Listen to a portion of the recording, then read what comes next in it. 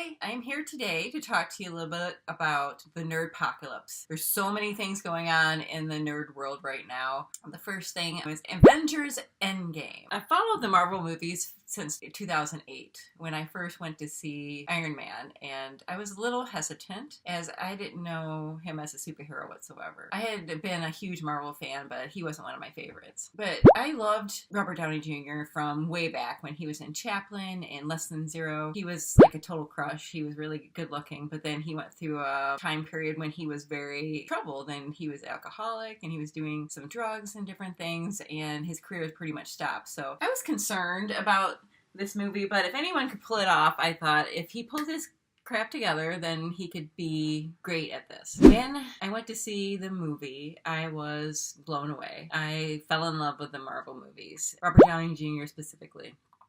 He was the character. He embodied Iron Man 100%.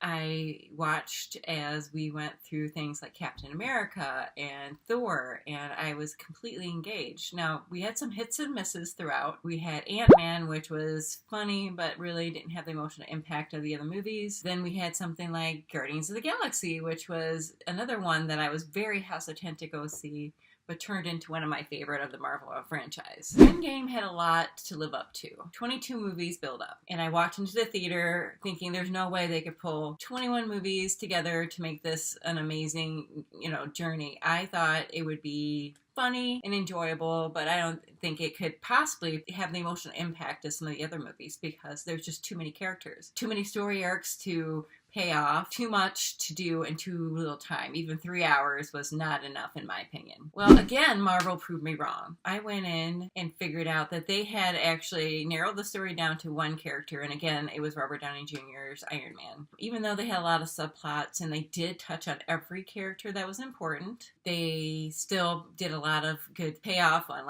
people like Gamora and Nebula, but in the end, Avengers Endgame was Tony's story. From him finally agreeing to go with them on the time travel adventure, even though he knew there was a good chance he would never come back, to him meeting his dad and kind of connecting with him after it being one of the sticking points in his entire life. But because of what happened in Civil War, and I love my Captain America as well. So this movie completely redeemed him in my eyes. He made the ultimate sacrifice, and the fact that he wasn't a superhero per se, he had no real superpowers. He was rich and intelligent, but he used that to beat one of the biggest threats in the galaxy. Captain Marvel couldn't do it. Captain America couldn't do it.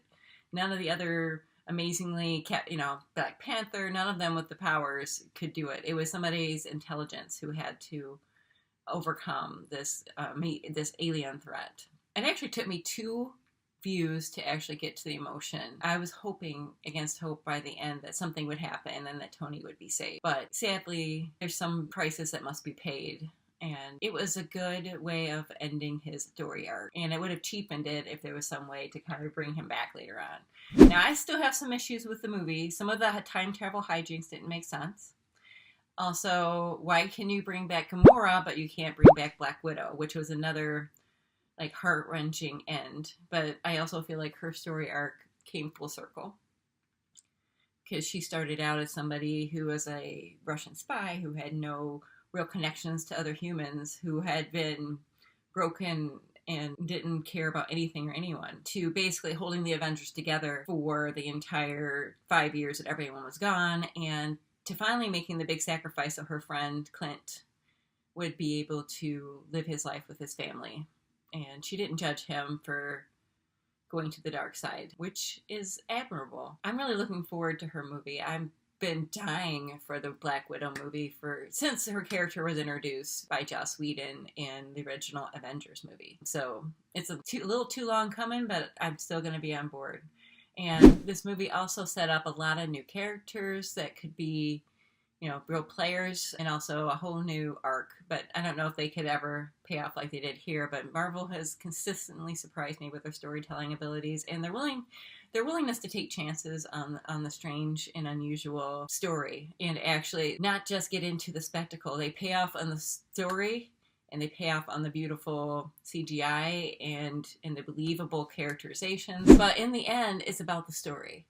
because that's what makes us stand up and cheer. It makes our hearts break. It makes us cry. Unlike Game of Thrones, which I'm going to talk about in another video, which didn't have the emotional impact. It hit the plot points all right, but it didn't have the emotional impact. But I'm going to go into more depth than that in another show. So I would like to know your opinions of what you thought of Endgame. So please leave them below if you agree with me that it was really Tony's story and that it was a great payoff to 10 years of movie making. I'd love to hear what you think as well. Please like and subscribe if you'd like to see more videos like this. Thank you for watching, and I'll see you later.